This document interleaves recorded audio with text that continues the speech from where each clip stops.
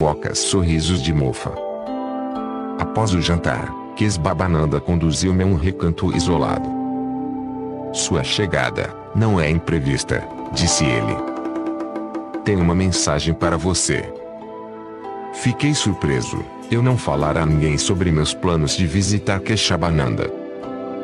Vagando o ano passado pelo Himalaia, na parte norte da cordilheira, perto de Badrinarayan, continuou Swami, perdi o rumo. Encontrei abrigo numa espaçosa gruta, que estava vazia, apesar de reluzirem brasas num orifício cavado no chão da rocha. Enquanto me perguntava quem seria o ocupante daquele retiro solitário, sentei perto do fogo, com o olhar fixo na abertura ensolarada da caverna. Keshabananda, alegro-me por você estar aqui. Estas palavras vieram de trás de mim. Voltei-me, com espanto, e fiquei ofuscado ao contemplar Babaji. O grande guru materializara-se no recesso da gruta. Transbordando de júbilo por vê-lo outra vez, depois de tantos anos, prostrei-me a seus pés sagrados. Chamei-o aqui, prosseguiu Babaji. Por isso você perdeu o caminho, e foi conduzido à minha residência temporária nesta caverna. Longo tempo se passou desde o nosso último encontro, tenho o prazer de cumprimentá-lo mais uma vez. O imperecível mestre abençoou-me com algumas palavras de ajuda espiritual, depois, acrescentou, deixo com você uma mensagem para Yogananda. Ele virá visitá-lo quando voltar à Índia. Muitos assuntos relacionados com seu guru Yukteswar, e com os outros discípulos ainda vivos de lá lhe manterão Yogananda inteiramente ocupado. Diga-lhe, então, que não verei desta vez, como ele ansiosamente espera, virei, porém, em outra ocasião. Comoveu-me profundamente receber dos lábios de Keshabananda esta consoladora promessa de Babaji. Certa mágoa em meu coração desapareceu, não me lamentei mais por Babaji não haver aparecido na Kumbamela como, aliás, seria Yukteswar insinuara. Passando uma noite como hóspedes do Ashram, nosso grupo partiu na tarde seguinte para Calcutá. Ao cruzar uma ponte sobre o rio Jumna, apreciamos uma vista magnífica do perfil de Brindaban contra o céu, no exato momento em que o sol incendiava o horizonte, uma rubra fornalha de vulcano, refletida a nossos pés, nas águas serenas. Reminiscências do menino Sri Krishna santificam a praia do Junina. Aqui ele se entretinha com inocente doçura em seu ifias, jogos, com as gopis, donzelas, exemplificando o amor sobrenatural que eternamente existe entre uma encarnação divina e seus devotos. A vida do Senhor Krishna tem sido mal compreendida por muitos comentaristas do Ocidente. As alegorias das escrituras são desnorteantes para as mentes que as tomam ao pé da letra. Hilariante equívoco de um tradutor ilustrará este ponto. A história refere-se ao inspirado santo medieval, o sapateiro Ravidas. Na linguagem simples de sua profissão, ele cantou a glória espiritual oculta em toda a humanidade. Sob a vasta abóbada azul vive a divindade, vestida de couro cru. Voltamo-nos de lado para esconder um sorriso ao ouvir a prosaica interpretação dada ao poema de Ravidas por um escritor ocidental. Depois construiu uma choça. Nela colocou um ídolo que ele mesmo fez, aproveitando um pedaço de couro, e pôs-se a adorá-lo. Ravidas foi um condiscípulo do grande Kabir. Um dos mais adiantados Shilas de Ravidas foi Rani, princesa, de Chittor. Ela convidou grande número de brahmanas para uma festa em honra de seu instrutor, mas eles recusaram comer com um modesto sapateiro. Quando, à distância, cheios de dignidade, sentavam-se os nascidos da mais alta casta para comer a sua refeição incontaminada, surpresa. Cada brahmane encontrou ao seu lado a forma de Ravidas. Esta visão em massa provocou um renascimento espiritual de ampla difusão em Chittor. Em poucos dias, nosso pequeno grupo chegou a Calcutá. Ansioso por ver Sri Yukteswar, fiquei desapontado ao saber que ele deixara a Serampore, e estava agora em Puri, cerca de 483 quilômetros ao sul. Venham a Shirão de Puri imediatamente. Este telegrama foi enviado por um condiscípulo, em 8 de março, para Tu Chandra Roy Chaudhry, um dos chelas do mestre em Calcutá. Chegou aos meus ouvidos a notícia de que a tu receber essa mensagem. Angustiado por suposições, caí de joelhos e implorei a Deus que poupasse a vida de meu guru. Quando eu estava para deixar a casa de papai a fim de tomar o trem, uma voz divina falou dentro de mim: não vá a Puri esta noite. Sua prece não pode ser atendida.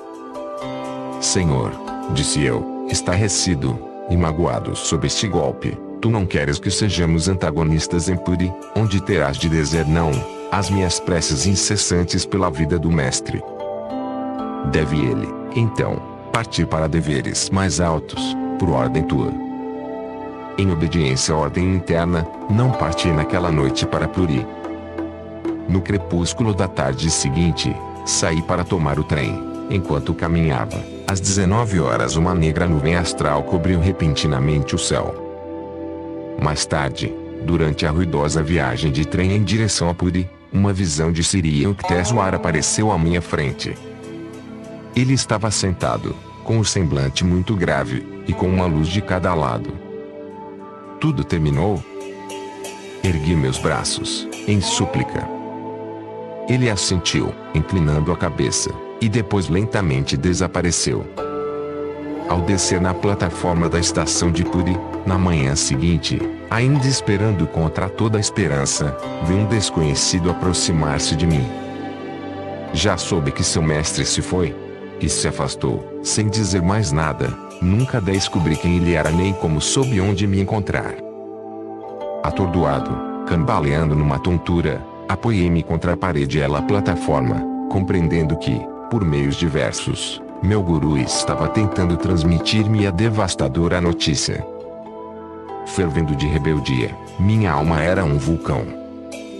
Quando cheguei ao eremitério de Puri, achava-me à beira de um colapso. A voz interna repetia com ternura: concentre-se. Acalme-se. Entrei no quarto do ashram onde o corpo do mestre, sentado na posição de lótus, parecia incrivelmente vivo, uma personificação da saúde e do encanto pessoal.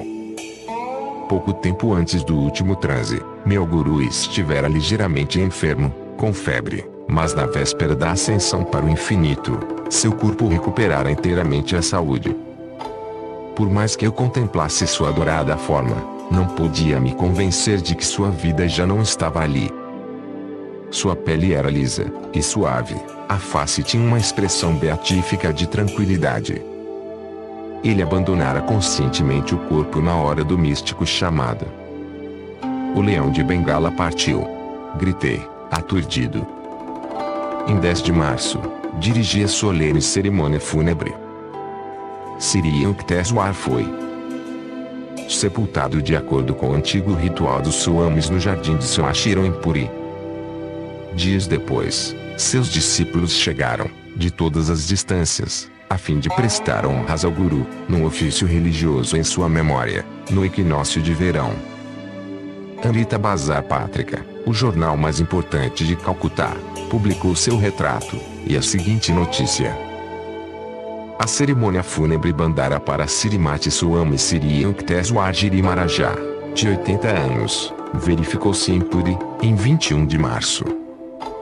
Muitos discípulos foram a Puri para assistir aos ritos.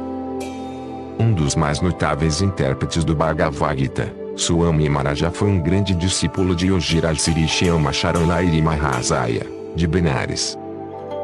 Swami Maharaj fundou diversos centros Sargoda Satsanga, Self-Realization Fellowship, na Índia, e foi o grande inspirador do movimento de yoga levado ao ocidente por Swami Yogananda, seu principal discípulo. Foram os poderes proféticos de Sri Yukteswar, e sua profunda experiência de Deus que inspiraram Swami Yogananda a cruzar os oceanos, e a divulgar na América a mensagem dos mestres da Índia. A interpretação do Bhagavad Gita, e a de outras escrituras por Sri Yukteswar testemunham com que profundeza ele dominava a filosofia, tanto oriental como ocidental. Elas são um aperitivo, um brinde erguido à harmonia entre Oriente e Ocidente.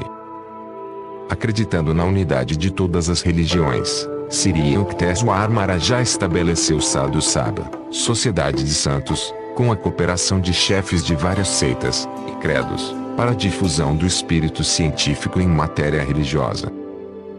Na época de sua partida deste mundo, ele nomeou Swami Yogananda seu sucessor como presidente da Sadhu Sabha.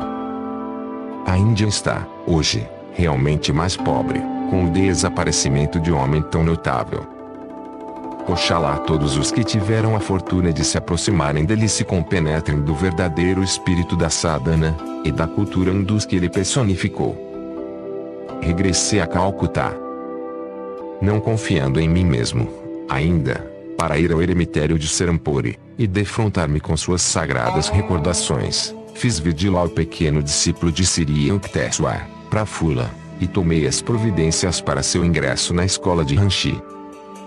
Na manhã em que o senhor partiu para Mela de Allahabad, contou-me Prafula, o mestre tombou pesadamente no sofá. Yogananda partiu, gritou ele, Yogananda partiu. E acrescentou enigmaticamente, terei de informá-lo, de alguma forma. A seguir, ele se sentou durante horas, em silêncio. Meus dias foram preenchidos por conferências, aulas, entrevistas, e reuniões com velhos amigos. Sob um sorriso forçado, e uma vida de incessante atividade, um afluente de enlutados pensamentos poluiu o íntimo rio da beatitude que, durante tantos anos, se espraiara em meandros, sob as areias de todas as minhas percepções. Para onde foi aquele sábio divino? Gritava eu, silenciosamente, das profundezas de meu espírito atormentado. Nenhuma resposta chegava. O mestre completou sua união com o bem-amado cósmico, melhor para ele, a mente me garantia. Ele vive no resplendor eterno, no reino da imortalidade. Nunca mais você poderá vê-lo na antiga morada de Serampore, lamentava-se o meu coração. Não mais poderá trazer seus amigos para conhecê-lo, nem dizer com orgulho, contemplem, senta-se ali o Jnana Avatar da Índia. O Sr. White providenciou os documentos a fim de que a partida de nosso grupo, de Bombaim para o Ocidente, se desse no início de junho. Em Calcutá, a última quinzena de maio decorreu entre discursos e banquetes de despedida. A seguir, a senhorita Blade, o Sr. White e eu partimos para Bombaim, em nosso Ford. Ao chegarmos, as autoridades do navio nos pediram o cancelamento das passagens, pois já não havia lugar para o Ford, do qual necessitaríamos novamente na Europa. Não tem importância, disse eu, acabrunhado, ao Sr. White. Quero voltar a Puri. E silenciosamente agreguei, que minhas lágrimas reguem mais uma vez a sepultura de meu guru. Capítulo 43 A ressurreição de Sri Yukteswar. Senhor Krisbria. A gloriosa forma de Avatar apareceu-me num resplendor intenso, quando me encontrava no Hotel Regente, em Bombaim, sentado em meu quarto. Fulgurando sobre o telhado de um alto edifício, do outro lado da rua, a inefável visão manifestou-se repentinamente, enquanto eu contemplava a paisagem pela janela do segundo andar, há longo tempo aberta. A divina figura acenou-me com a mão, sorrindo, e inclinando a cabeça em cumprimento. Depois, como eu não pudesse compreender a exata mensagem do Sr. Krishna, ele partiu com um gesto de bênção. Maravilhosamente elevado, senti que a aparição era o presságio de algum evento espiritual. Minha viagem ao Ocidente fora, provisoriamente, cancelada. Eu me comprometera a fazer diversas conferências em Bombaim, antes de partir em nova visita a Bengala. Sentado em meu leito no hotel de Bombaim, às 3 horas da tarde de 19 de junho de 1936, uma semana após a visão de Krishna, fui interrompido em minha meditação por uma luz beatífica. Ante meus olhos abertos e atônitos, o quarto inteiro transformou-se num mundo estranho. A luz do sol transmutava-se num esplendor sobrenatural. Sentindo-me arrebatado em ondas de êxtase, contemplei a figura ele Sri Yukteswar, em carne e osso. Meu filho! Exclamou o mestre com ternura, e um sorriso de anjo sedutor. Pela primeira vez em minha vida não me ajoelhei a seus pés para saudá-lo, mas avancei no mesmo instante para apertá-lo em meus braços, avidamente. Momento divino. A angústia dos meses anteriores extinguiu-se, fez-se imponderável se comparada à beatitude torrencial que me inundou então. Mestre meu, bem-amado de meu coração, por que me deixou? Atribuo esta incoerência ao meu excesso de alegria. Porque permitiu que eu fosse a Cumbamela. Com que amargura venho me recriminando por me haver afastado de sua presença. Eu não quis interferir. Você era feliz em sua expectativa de conhecer o local de peregrinação onde encontrei Babaji pela primeira vez. Deixei-o apenas por breve momento. Não estou com você de novo. Mas é o Senhor de verdade, mestre, o mesmo leão de Deus? Está usando um corpo igual ao que enterrei sob as cruéis areias de Puri? Sim, meu filho, sou eu mesmo. Este é um corpo de carne e osso. Embora eu o veja como etéreo, para a sua vista, é físico. Com os átomos cósmicos, criei uma forma inteiramente nova, exatamente igual ao corpo físico de sonho cósmico que você depositou sob as areias de sonho de Puri, em seu mundo de sonho. Em verdade, ressuscitei, não na Terra, mas num planeta astral. Seus habitantes estão melhor capacitados que a humanidade terrena para seguir os meus elevados padrões espirituais. Você, e seus entes queridos, os que alcançaram o êxtase, para lá irão algum dia, estaremos todos juntos. Imortal Guru, conte-me ainda mais. O mestre teve um riso breve, cheio de jovialidade. Por favor, querido, disse ele. Não quer afrouxar um pouco seu abraço? Só um pouquinho. Eu estivera abraçando com uma pressão de polvo. Percebi o mesmo débil, aromático e natural odor que fora característico de seu corpo terreno. O emocionante contato de sua carne divina ainda persiste nas faces internas de meus braços, e nas palmas das mãos, sempre que relembro aquelas horas gloriosas. Como os profetas são enviados à Terra para ajudar os homens a esgotarem seu karma físico, assim Deus me enviou a um planeta astral com a missão de Salvador, explicou Siri Yukteswar. Esse globo chama-se Iraneloka, ou planeta astral iluminado. Lá estou auxiliando os seres adiantados a se desembaraçarem de seu karma astral, e a se libertarem, portanto, dos renascimentos astrais. Os residentes em Iraneloka têm elevado desenvolvimento espiritual, todos adquiriram, em sua última encarnação terrestre, o poder, conferido pela meditação, de abandonar conscientemente o corpo na hora da morte. Ninguém poderá entrar em Iraneloka se não tiver experimentado na Terra, não apenas Sabikalpa Samadhi, mas também o estado superior de êxtase, Nirbikalpa Sainadhi. Os habitantes de Iraneloka já ultrapassaram as esferas astrais ordinárias para onde quase todas as pessoas da Terra devem ir ao morrer. Nelas destruíram muitas sementes kármicas relativas às suas ações passadas do mundo astral. Apenas devotos adiantados realizam com eficiência esse trabalho redentor nas esferas astrais. Então, o fim de livrar inteiramente sua alma de todos os traços de karma astral, a lei cósmica impeliu estas criaturas de aspiração mais alta a renascerem em novos corpos astrais em Iraneloka, o céu, ou Sol astral, onde me encontro para ajudá-los. Vivem também em Iraneloka seres quase perfeitos vindos do mundo causal superior. Minha mente encontrava-se, a essa altura, em tão perfeita sintonização com a de meu guru, que ele me comunicava as suas palavras, em parte através da linguagem, e em parte pela transmissão de pensamento.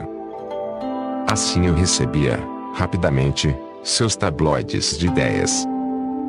Você leu nas escrituras, continuou o mestre, que Deus encerrou a alma humana em 3 corpos, sucessivamente, o corpo causal, ou de ideias, o sutil corpo astral, sede das naturezas mental e emocional do homem, e o grosseiro corpo material. Na Terra, o homem está equipado com os sentidos físicos. Um ser astral age através de sua consciência e sentimentos, e de um corpo feito de vitátrons. Um ser em corpo causal paira no beatífico reino das ideias. Meu trabalho relaciona-se com aqueles seres astrais que estão se preparando para entrar no mundo causal. Mestre adorável, por favor, fale-me ainda mais sobre o cosmos astral. Embora eu tivesse afrouxado um pouco o meu abraço a pedido de Sirian Kteswa, meus braços ainda continuavam a rodeá-lo. Tesouro acima de todos os tesouros, meu guru se rira da morte para chegar até mim. Existe uma infinidade de esferas astrais, fervilhantes de seres começou o mestre. Seus habitantes usam veículos astrais, ou massas de luz, para viajar de um a outro planeta, mais depressa que as energias elétricas, ou radioativas. O universo astral, composto de diversas vibrações sutis de luz e calor, é centenas de vezes maiores que o cosmos material. A criação física inteira, como sólida barquinha, está dependurada do gigantesco aerostático luminoso que é a esfera astral. Assim como numerosos sóis e estrelas físicas vagam pelo espaço, existem também, no astral, incontáveis sistemas solares e estelares. Seus planetas contam com sóis e luas mais belos que os físicos. Os luminares astrais se parecem com as auroras boreais. A aurora do Sol astral deslumbra mais que os tênues raios do despontar da lua astral. E dias e noites são muito mais longos que os da Terra. O universo astral é, pois, infinitamente belo, limpo, puro e ordenado. Não existem planetas mortos nem terrenos estéreis. Os defeitos, lamentados na Terra, lá estão ausentes: ervas daninhas, bactérias, insetos, serpentes. Ao contrário das estações e climas variáveis do globo terrestre, os planetas astrais mantêm uma temperatura uniforme de eterna primavera, caindo, às vezes, neve de luminosa alvura e chuvas de luz multicolorida. Lá, sobejam lagos opalinos, mares rebrilhantes, e rios com os matizes do arco-íris. O universo astral ordinário, não o céu sutilíssimo de Aneloka, é povoado por milhões de seres astrais, vindos, mais ou menos recentemente, da Terra, e também por miríades de fadas, sereias, peixes, animais, duendes, gnomos, semideuses e espíritos, todos residindo em diferentes planetas astrais de acordo com as suas qualificações kármicas.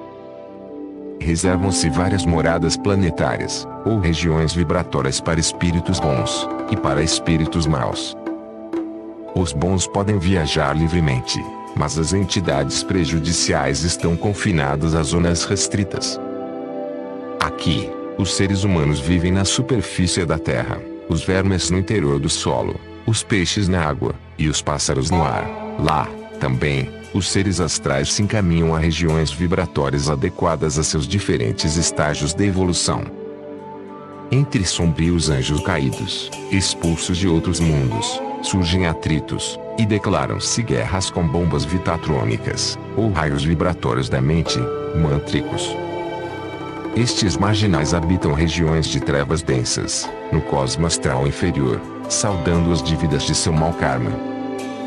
Em vastos reinos acima da lúgubre penitenciária astral, tudo é resplandecente e formoso.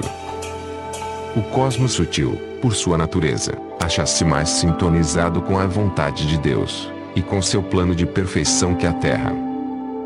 Todo objeto astral manifesta-se primordialmente pela vontade declarada dos seres astrais. Estes possuem o poder de modificar, ou realçar a graça, e a forma de qualquer objeto já criado pelo Senhor. A seus filhos astrais, Ele deu a liberdade, e o privilégio de modificarem, ou aperfeiçoarem à vontade o cosmo astral. Na Terra, para transformar um sólido em líquido, ou alterar-lhe a forma, é preciso submetê-lo a processos físicos, ou químicos, enquanto os sólidos astrais são convertidos em líquidos astrais, gases astrais, ou energia atômica astral, apenas, e instantaneamente, pela vontade de seus habitantes.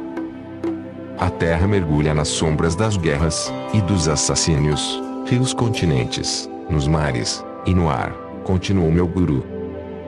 Nos domínios astrais, porém, observa-se uma igualdade e harmonia felizes.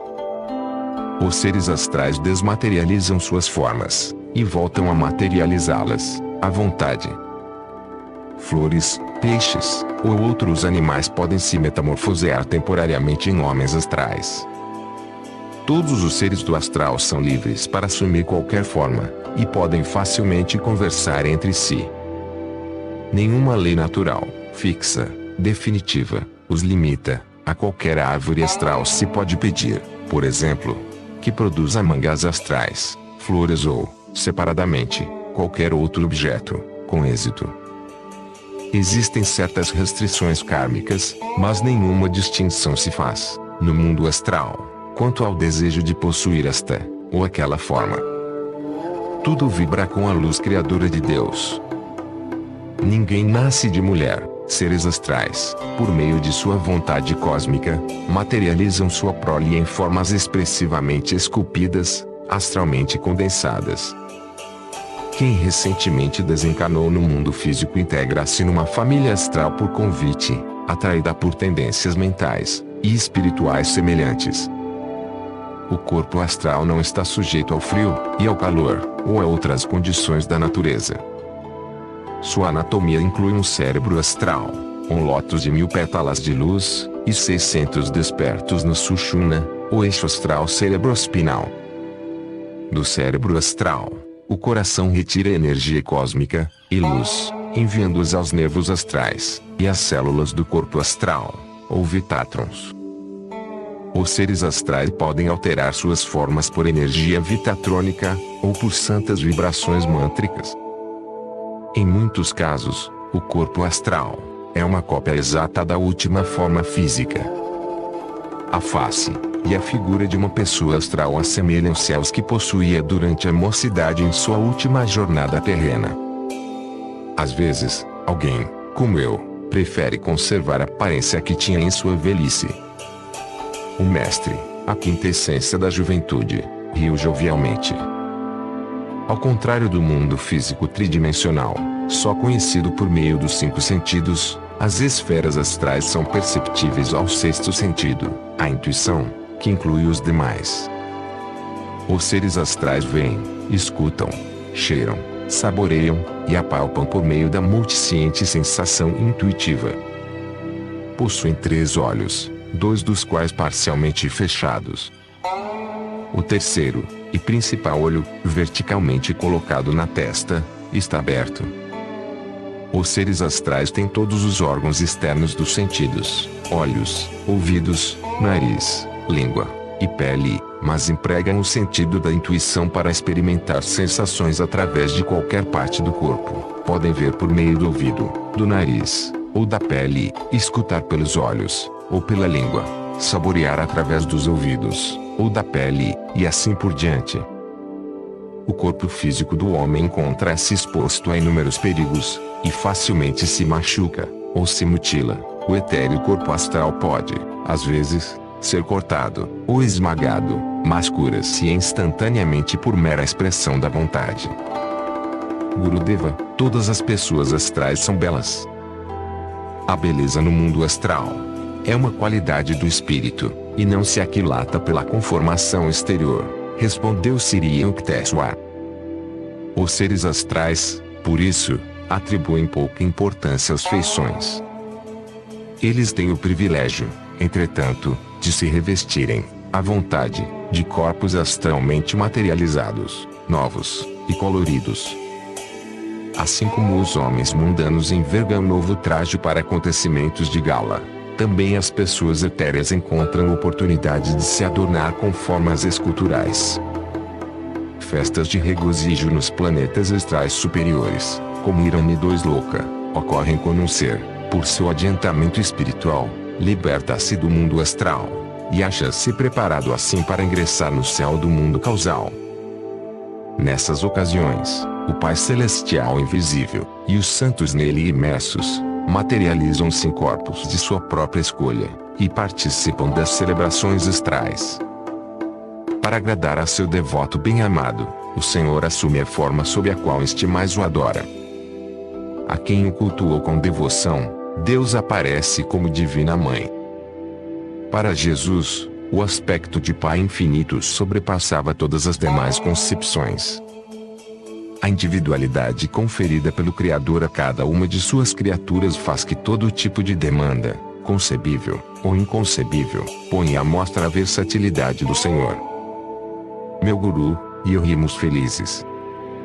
Amigos de vidas passadas facilmente se reconhecem uns aos outros no mundo astral, continuou Siri Yukteswar, em sua encantadora voz de flauta. Rejubilando-se com o caráter imortal da amizade, eles experimentam a indestrutibilidade do amor, de que tantas vezes se duvidou, na hora das tristes e ilusórias separações na Terra. A intuição dos seres astrais perfura o véu, e observa as atividades humanas na Terra. O homem, ao contrário, não pode ver o mundo astral, a menos que seu sexto sentido esteja desenvolvido. Milhares de habitantes da Terra vislumbraram momentaneamente um ser astral, ou um mundo astral. Os residentes adiantados de Iranelsi, cá permanecem, em geral, despertos em êxtase durante os longos dias e noites astrais, ajudando a resolver problemas intricados de governo cósmico e de redenção de filhos pródigos, almas apegadas à Terra. Quando os seres de Iraneloka dormem têm, às vezes, visões astrais semelhantes ao sonho. Suas mentes, como de hábito, estão absortas no estado consciente da mais elevada beatitude Nirvikalpa. Os habitantes de todas as regiões dos mundos astrais ainda estão sujeitos a agonias mentais. As mentes hipersensíveis dos seres mais adiantados, em planetas como Iraneloka, sentem dor aguda se algum erro é cometido, de percepção da verdade, ou de conduta. Estes seres mais evoluídos esforçam-se para harmonizar cada um de seus pensamentos e atos com a perfeição da lei espiritual. As comunicações entre os habitantes astrais efetuam-se inteiramente por telepatia e por televisão astrais. Lá se desconhecem a confusão e a incompreensão oriundas da palavra oral e escrita, que os moradores da Terra estão obrigados a suportar. Exatamente como os homens numa tela de cinema parecem mover-se e participar de atividades ao longo de uma série de cenas luminosas, sem respirar de verdade, também os habitantes do mundo astral andam e trabalham como imagens de luz inteligentemente guiadas e coordenadas, sem necessidade de retirar forças do oxigênio. O homem depende de sólidos, líquidos, gases e energia para a sua subsistência. Os moradores do astral alimentam-se principalmente de luz cósmica.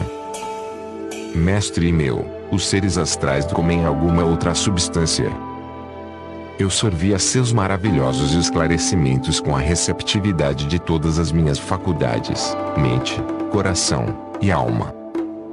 As percepções superconscientes da verdade são permanentemente reais e imutáveis, enquanto as experiências e impressões fugazes dos sentidos são apenas a temporária e relativamente verdadeiras. A memória que delas o homem conserva logo perde a vivacidade. As palavras de meu guru imprimiram-se de modo tão indelével no pergaminho de meu ser que, a qualquer momento, transferindo minha mente para o estado de superconsciência, posso reviver com nitidez a divina experiência. Legumes de tessitura luminosa são abundantes nos solos astrais, respondeu ele. Os moradores do mundo astral consomem vegetais e bebem o néctar que jorra de gloriosas fontes de luz e que flui nos regatos e rios astrais. Exatamente como na Terra, é possível extrair do éter as imagens invisíveis dos homens, torná-las visíveis por meio de um aparelho de televisão e, posteriormente, dissolvê-las de novo no espaço. Assim também os invisíveis projetos estruturais de plantas e legumes, criados por Deus e flutuantes no éter, condensam-se num planeta astral pela vontade de seus habitantes. Do mesmo modo, nascidos da fantasia insubmissa destes seres, jardins inteiros de perfumada flora materializam-se para retornar mais tarde à invisibilidade etérea. Se os moradores de planetas celestiais, como Iraneloka, estão quase livres da necessidade de comer. Ainda mais excelsa é a existência incondicionada de almas quase completamente livres no mundo causal, cujo único alimento é o maná da bem-aventurança. Um ser astral liberto da Terra encontra-se com uma multidão de parentes, pais, mães, esposas, maridos e amigos, havidos em diferentes encarnações na Terra, à medida que essas criaturas regressam, de tempos em tempos, a várias regiões do cosmo astral.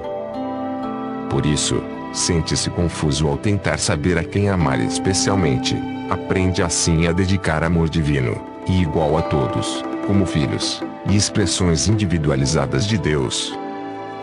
Embora a aparência externa dos seres queridos possa haver mudado, menos, ou mais, de acordo com o desenvolvimento de novas qualidades na última vida, o ser astral emprega sua infalível intuição para reconhecer todos aqueles que uma vez meio em outros planos da existência, e a recebê-los com alegria ao chegarem a seu novo lar astral. Em virtude de cada átomo na criação estar dotado de individualidade inextinguível, um amigo astral será reconhecido, seja qual for o traje de que se revista. Assim como na Terra se descobre, observando-se atentamente, a identidade de um ator, apesar da caracterização que o disfarça.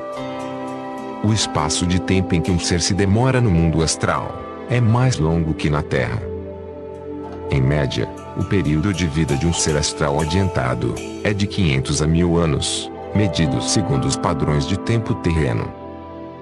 Determinadas sequoias sobrevivem à maioria das árvores durante milênios. Certos yogis vivem várias centenas de anos, embora a maior parte faleça aos 60 anos. Alguns seres astrais ultrapassam o período médio de vida astral. Os visitantes do mundo astral nele residem por períodos mais curtos, ou mais prolongados de acordo com o peso de seu karma físico, que os atrai de regresso à Terra dentro de um prazo específico. O ser astral não tem de lutar dolorosamente contra a morte, no momento de desprender-se de seu corpo luminoso. Muitos, não obstante, sentem-se um pouco nervosos ideia de se despojarem do invólucro astral para continuarmos apenas com o mais sutil, o causal.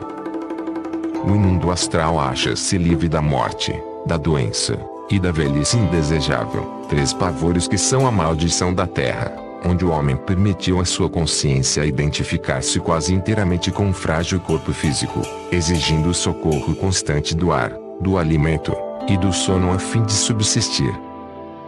A morte física caracteriza-se pelo desaparecimento da respiração, e pela desintegração das células orgânicas.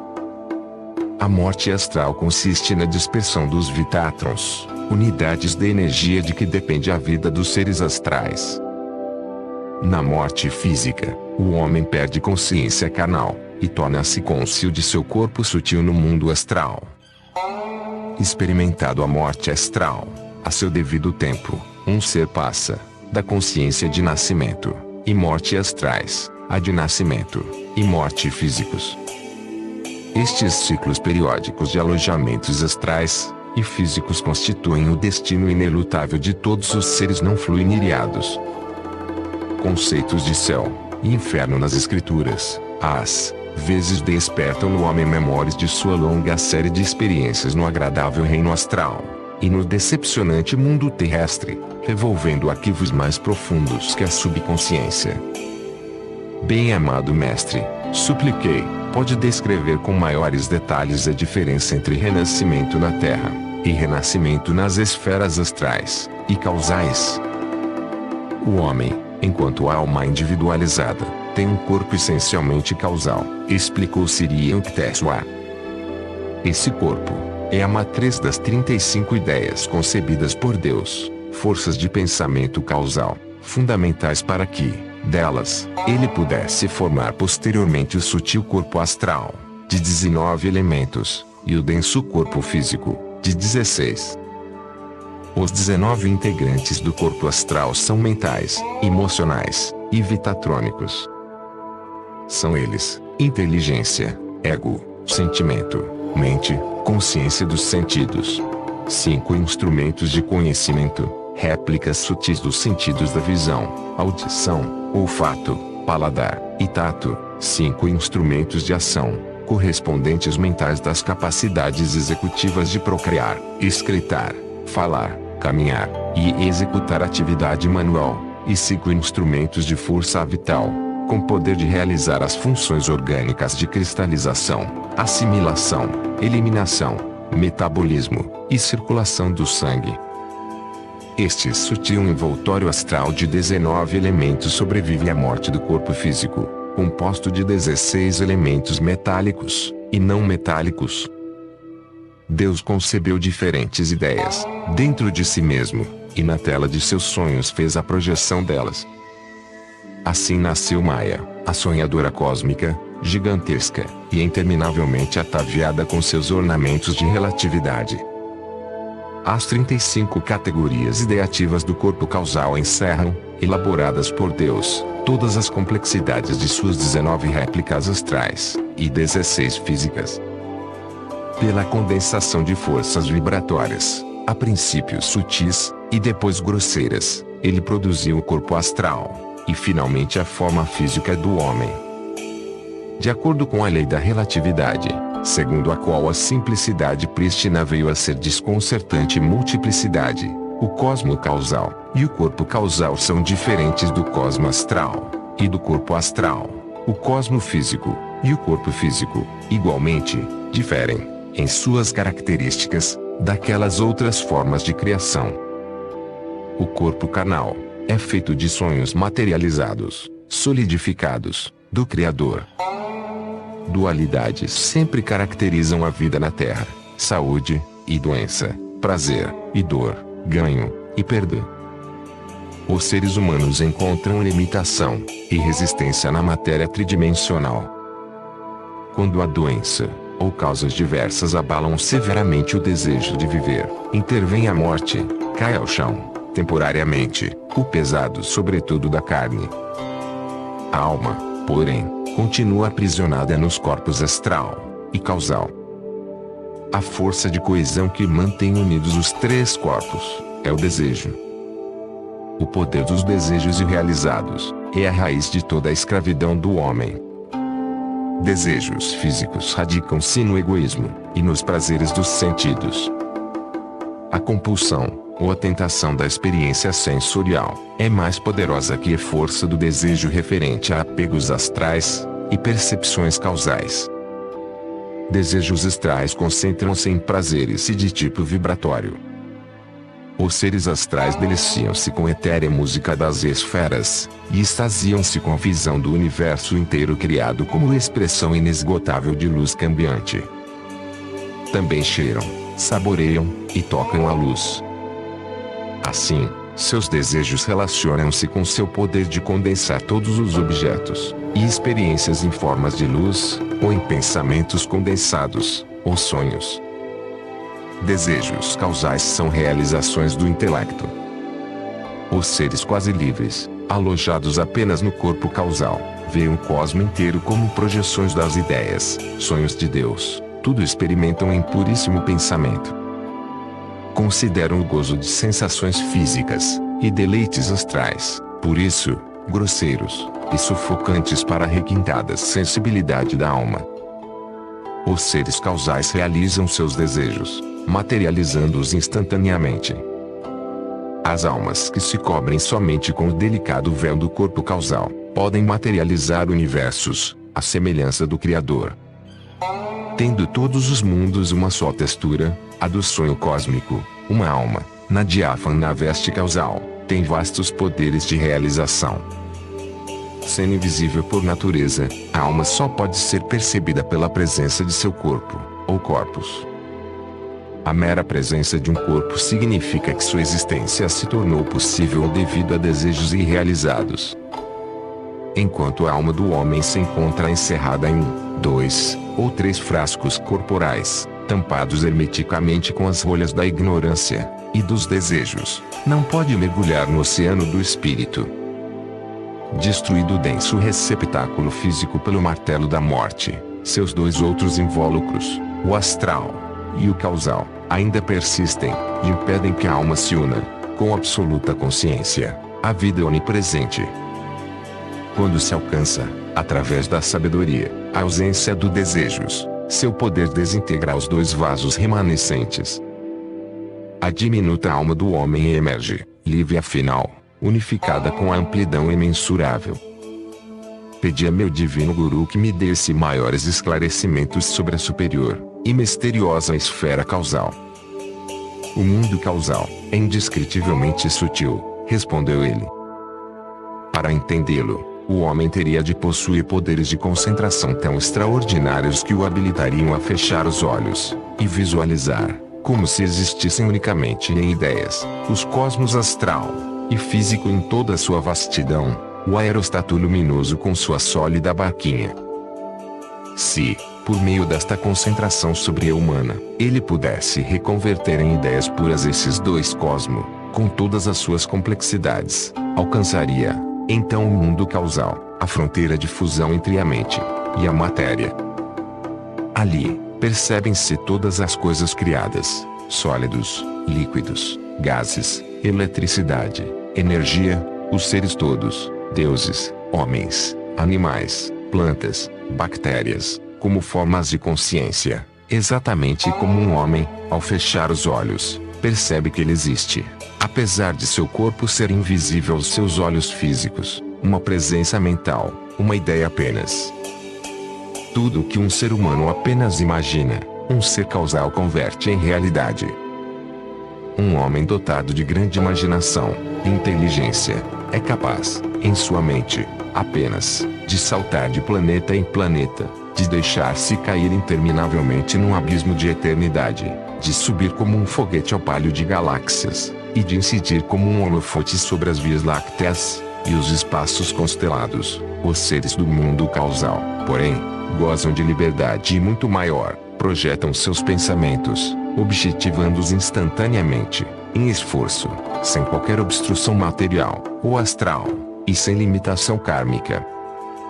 Os seres causais sabem, por experiência própria, que o cosmo físico não se compõe primordialmente de elétrons, nem o cosmo astral se constitui basicamente de vitátrons, mas, em realidade, ambos se originam de diminutas partículas do pensamento de Deus, fendidas e fragmentadas por Maya, a lei da relatividade que intervém para separar, aparentemente, a criação de seu Criador. No mundo causal, as almas se reconhecem umas às outras como fragmentos individualizados do espírito beatífico, seus objetos pensados são os únicos que as rodeiam. Os seres causais percebem que a diferença entre seus corpos e pensamentos é uma ideia, simplesmente. Assim como o homem, fechando os olhos, pode visualizar uma ofuscante luz branca, ou uma névoa azul desbotada, os seres causais também, por intermédio exclusivo de seu pensamento, enxergam, ouvem, cheiram, saboreiam e apalpam. Eles criam tudo, ou tudo dissolvem, pelo poder de sua mente cósmica. Tanto a morte como o renascimento no mundo causal ocorrem em pensamento. O alimento delicioso dos seres causais é um só, a ambrosia do conhecimento eternamente novo. Bebem dos mananciais de paz, vagam pelos solos sem trilhas das percepções, nadam no oceano sem praias da beatitude. Oh, contemple! Seus brilhantes corpos pensamentos passam zunindo vertiginosamente por trilhões de planetas criados pelo Espírito, por recentes borbulhas de universos, por moradas estelares de sábios, e por sonhos espectrais de áureas nebulosas, no seio azul celeste do infinito. Muitos seres permanecem durante milhares de anos no cosmo causal. Então, depois de êxtases progressivamente mais profundos, a alma se libera do pequeno corpo causal, e incorpora-se à imensidão do cosmo causal. Todos os estanques remoinhos de ideias, as ondas particularizadas de poder, amor, vontade, alegria, paz, intuição, calma, autodomínio e concentração, fundem-se no inesgotável oceano de beatitude. Não mais a alma fluirá sua aventura como onda individualizada de consciência, agora mergulha no oceano cósmico único, na totalidade das ondas, e é riso eterno, comoção, pulsação perene. Quando uma alma rompe o casulo dos três corpos, escapa para sempre à lei da relatividade, e converte-se no inefável sempre existente. Eila, a borboleta da onipresença, com estrelas, e luas, e sóis rebrilhando em suas asas. A alma expandida no espírito paira sozinha na região da luz sem luz, da treva sem treva, do pensamento sem pensamento, inebriada com seu êxtase beatífico, imersa no mesmo sonho de Deus, o da criação cósmica. Uma alma livre! Exclamei com reverência. Quando uma alma se livra, finalmente, das 3 ânforas de ilusões corpóreas, prosseguiu o mestre, unifica-se com o infinito sem qualquer perda de individualidade, Cristo conquistará sua liberdade derradeira, antes mesmo de nascer como Jesus. Em 3 etapas de seu passado, simbolizadas aqui na Terra pelos 3 dias de morte e ressurreição, ele alcançara o poder absoluto de subir aos céus em espírito. O homem não desenvolvido submete-se a incontáveis encarnações terrestres, astrais e causais, a fim de desprender-se de seus 3 corpos. Um mestre que conquista a liberdade final pode escolher se há de voltar à Terra como profeta, para ajudar outros seres humanos a regressarem a Deus, ou se, como eu, há de residir no cosmos astral. Lá, um Redentor carrega, em parte, o peso do karma dos habitantes, e assim os ajuda a abreviar seu ciclo de reencarnações no cosmos astral, a fim de partirem definitivamente para as esferas causais. Ou, então, uma alma liberada pode entrar no mundo causal para ajudar seus habitantes a encurtarem seu prazo no corpo causal, e assim conquistarem a liberdade absoluta. Mestre ressurreto, quero saber mais a respeito do karma que obriga as almas a regressarem aos 3 mundos. Eu poderia ouvir meu mestre onisciente, pensei, por toda a eternidade. Nunca em sua vida terrena eu fora capaz, em tão pouco tempo, de assimilar tanto de sua sabedoria. Agora, pela primeira vez, eu obtinha percepção clara e definitiva das casas enigmáticas no tabuleiro de xadrez da vida e da morte. O karma físico, ou seja, os desejos do homem, devem ser completamente esgotados antes que se torne possível sua residência permanente nos mundos astrais, esclareceu meu guru com sua voz emocionante. 2 tipos de moradores vivem nas esferas astrais. Os que ainda possuem karma físico insatisfeito, e devem, por isso, reabitar um corpo denso a fim de saldar suas dívidas kármicas, classificam-se, após a morte física, mais como visitantes temporários do mundo astral que seus moradores permanentes. Após a morte astral, seres que não expiaram seu karma físico, não têm permissão de entrar na excelsa esfera causal das ideias cósmicas, mas estão obrigados a viagens de ida e volta entre os mundos astrais e físicos, alternativamente conscientes de seu corpo físico de 16 elementos grosseiros, e de seu corpo astral de 19 elementos sutis. Contudo, uma criatura não desenvolvida, depois de cada perda de seu corpo terreno, permanece a maior parte do tempo no profundo estupor do sono da morte, e dificilmente tem consciência do formoso reino astral. Terminado o descanso astral, regressa ao plano físico para novas lições, acostumando-se gradualmente, através de repetidas viagens, aos mundos de sutil textura astral. Ao contrário, residentes normais, isto é, há longo tempo no universo astral, livres para sempre de todos os anseios materiais, já não precisam regressar às vibrações grosseiras da Terra. Eles só têm karma astral, ou causal para esgotar. Na morte astral, transferem-se para o mundo causal infinitamente mais sutil e delicado.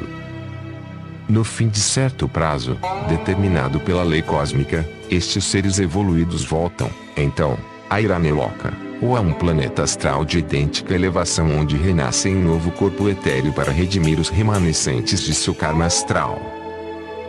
Meu filho, agora você pode compreender melhor que ressuscitei, por decreto divino, continuou Siri Yukteswar, como um redentor de almas reencarnadas no astral, especialmente das que baixam da esfera causal, e não das que sobem da Terra. Estas últimas, se ainda conservam vestígios de karma físico, não sobem aos mais altos planetas astrais como Iraneloka. Muitos habitantes terrestres não aprenderam, através do olho desenvolvido pela meditação, a apreciar as alegrias e vantagens superiores da existência astral. E, por isso, após a morte, desejam regressar aos prazeres limitados e imperfeitos da Terra. Assim também muitos seres astrais, durante a normal desintegração de seus corpos sutis, não chegam a vislumbrar o excelso estado de alegria espiritual no mundo das ideias, demorando sem recordar a felicidade astral mais grosseira, e de vistosos adornos, eles anseiam revisitar o paraíso astral. Esses seres devem redimir-se do pesado karma astral que possam obter, após a morte astral, residência permanente no mundo causal, o das ideias, aliás, tão superficialmente seccionado de sua origem, o Criador. Só quando um ser não deseja mais experiências no cosmo astral, tão agradável à vista, e já não sente a tentação de voltar a ele, é que permanece no mundo causal. Completando ali a obra de redimir-se do karma causal, ou sementes dos desejos passados, a alma aprisionada faz saltar a última das 3 rolhas da ignorância, e, emergindo da derradeira ânfora do corpo causal, mistura-se ao eterno. Compreende agora? O sorriso do mestre era de um encanto raro. Sim, por um ato seu, de graça sobrenatural. Estou emudecido de alegria e de gratidão. Nunca, de um cântico, ou de um relato, recebi conhecimento tão inspirador. As escrituras hindus referem-se aos mundos astral e causal, e aos 3 corpos do homem, mas que remotas e inexpressivas aquelas páginas, comparadas à tépida autenticidade de meu mestre ressurreto. Para ele, não existia nenhum país não descoberto, de cujas fronteiras nenhum viajante regressa. A interpenetração dos 3 corpos do homem se revela de muitas maneiras através de sua tríplice natureza, continuou meu grande guru. No estado de vigília na Terra, um ser humano é mais ou menos consciente de seus 3 veículos. Quando seus sentidos estão funcionando, ao saborear, cheirar, apalpar, ouvir e ver, ele está operando principalmente com seu corpo físico. Quando exercita seus poderes de vontade e de visualização, está operando sobretudo com seu corpo astral. Seu instrumento causal expressa-se quando o homem pensa, ou mergulha profundamente em introspecção, ou em meditação. Pensamentos cósmicos geniais visitam o homem que habitualmente estabelece contato com seu corpo causal. Neste sentido pode-se classificar um indivíduo como predominantemente sensual, volitivo, ou intelectual. Um homem identifica-se com seu veículo físico durante 16 horas por dia, depois, dorme. Se tem sonhos, permanece no mundo astral, criando sem esforço qualquer objeto, à semelhança dos entes astrais. Se o sono é profundo, e sem sonhos, o homem transfere, durante muitas horas, sua consciência, ou noção do eu, ao corpo causal. Tal sono é revigorante. Quem sonha está em contato com seu corpo astral, e não com o causal. Este sono não é inteiramente restaurador. Eu estivera observando Sri Yukteswar amorosamente, enquanto lhe procedia a sua maravilhosa exposição. Guru angélico, disse eu, seu corpo é exatamente igual àquele sobre o qual chorei, pela última vez, no ashram de Puri. Oh, sim, meu novo corpo é uma cópia perfeita do velho. Eu materializo e desmaterializo esta forma, em qualquer momento, à vontade, com muito mais frequência do que fazia quando me encontrava sobre a Terra. Pela desmaterialização instantânea, viajo agora de planeta em planeta, num expresso de luz, ou, em verdade, do cosmo astral ao causal, ou ao físico. Meu divino guru sorriu. Embora você mudasse de lugar tão rapidamente nestes dias, não tive dificuldades em encontrá-lo em Bombay. Oh, mestre, eu andava tão profundamente aflito com sua morte. Ah, então eu morri? Você não está sendo contraditório. Os olhos de Sri Yukteswar cintilavam de divertimento e de amor. E prosseguiu. Você não tem feito mais que sonhar na Terra, e em seu planeta sonho, Você viu meu corpo sonho. Mais tarde, enterrou aquela figura sonho.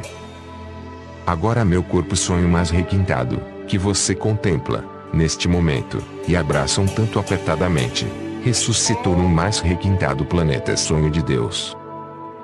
Algum dia, este corpo sonho mais sutil desaparecerá, ele também não existirá para sempre. Todas as bolhas de ilusão devem afinal explodir a um derradeiro toque de despertar. Discerne, meu filho Yogananda, entre sonhos e realidade. Esta ideia vedântica de ressurreição maravilhou-me. Envergonhei-me de haver chorado meu mestre quando vi seu corpo sem vida em Puri.